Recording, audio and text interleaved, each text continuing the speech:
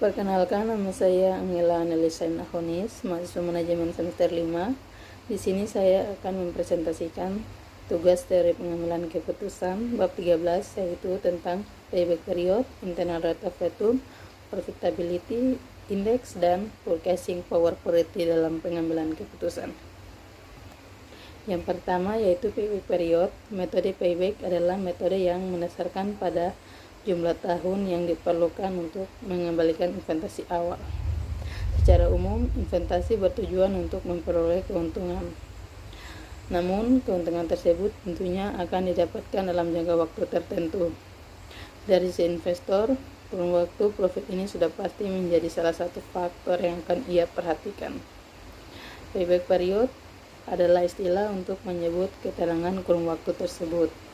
Secara bahasa, payback period juga memiliki nama lain, yaitu periode pengembalian modal. Lama tidaknya periode pengembalian modal dari suatu proyek akan menentukan ketertarikan investor atau kalangan pembisnis secara umum. Rumus payback period ialah periode pengembalian sama dengan investasi asal dibagi arus masuk kas tahunan. Contoh soalnya, arus kas masuk yang diproyeksikan selama 6 tahun adalah 400 juta. Nilai investasi adalah 1.600.000 juta. Periode pengembalian untuk investasi ini diperkirakan adalah 4 tahun. Maka perhitungannya adalah 1.600.000 juta dibagi 400 juta sama dengan 4 tahun.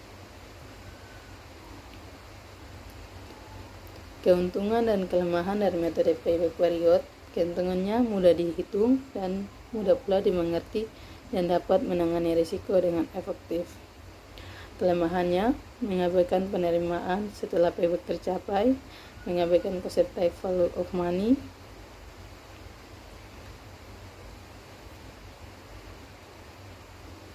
yang kedua, internal rate of return atau IRR adalah tingkat bunga yang akan diterima atau PF future profits sama dengan jumlah nilai sekarang dari pengeluaran modal PF capital outlays. IRR digunakan untuk membandingkan tingkat suku bunga dengan nilai investasi.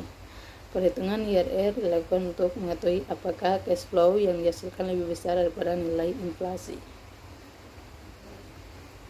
Rumus internal rate of return ialah IRR sama dengan I1 ditambah NPF 1 dikurang NPF 2, I2 dikurang 1.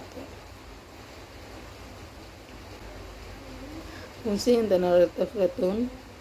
Internal rate of return memiliki fungsi sebagai sumber acuan seseorang saat ingin menyimpan uang ataupun membuka suatu deposit bank.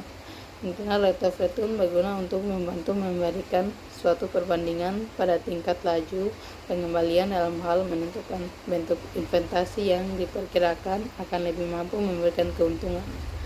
Internal rate of return juga berguna untuk menilai laju pengembalian setelah sebelumnya dikenakan pajak, sehingga para investor di dalamnya akan mengetahui tingkat pengembalian dana yang lebih tinggi walaupun dikenakan pajak.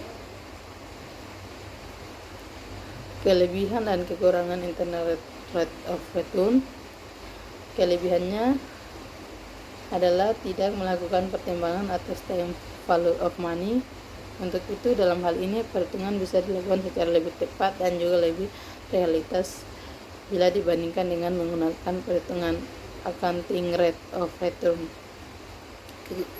Kekurangan internal rate of return adalah memerlukan waktu yang lebih lama untuk menghitungnya, termasuk dalam menghitung arus kas yang tidak bisa terdistribusi secara merata.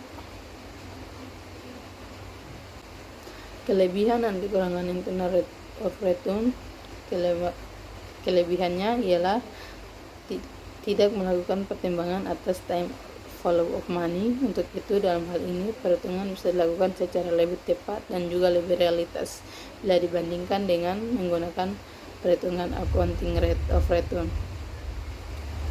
Kekurangan internal rate of return adalah memerlukan waktu yang lebih lama untuk menghitungnya, termasuk dalam menghitung arus kas yang tidak bisa terdistribusi secara merata.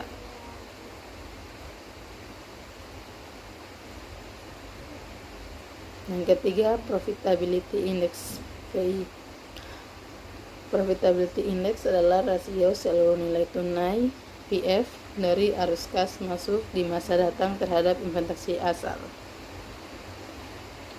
Rumus untuk menghitung profitability index yaitu PI sama dengan PF dibagi I, di mana PI profitability index dan PF present value dan I adalah investasi atau nilai kas yang bersifat keluar.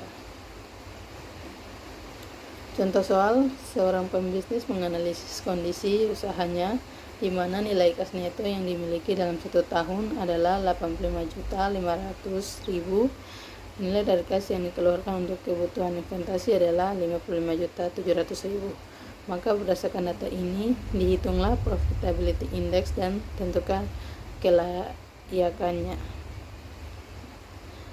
Jawab, 85.500.000 dibagi 55.700.000 sama dengan 1,54. Maka berdasarkan perhitungan dapat dianggap bisnis tersebut menjadi layak atau fleksibel, yaitu lebih besar dari 1. Yang keempat atau yang terakhir, purchasing power parity. Purchasing power parity adalah daya beli terhadap suatu produk yang dijual di pasar. Kemampuan daya beli terhadap suatu produk secara umum dipengaruhi oleh 2 faktor. Faktor yang pertama yaitu mikroekonomi dan yang kedua makroekonomi. Perbedaan ruang lingkup dari mikroekonomi dan makroekonomi. Mikroekonomi membahas bagian kecil dari ilmu ekonomi, yaitu meliputi perilaku produsen dan konsumen, cost analysis, harga keseimbangan pasar, production cost, market struktur, dan lain-lainnya. Sedangkan makroekonomi meliputi pembahasan yang jauh lebih kompleks dan luas, yaitu sesuatu yang bersifat agregat dalam ekonomi. Pembahasan itu mencakup inflasi dan deflasi, serta berbagai sebabnya, pendapatan nasional, pengangguran, balance of payment atau neraca pembayaran, perdagangan luar negeri, dan lain-lainnya. Demikian akhir dari presentasi saya, semoga dapat bermanfaat untuk kita semua. Terima kasih.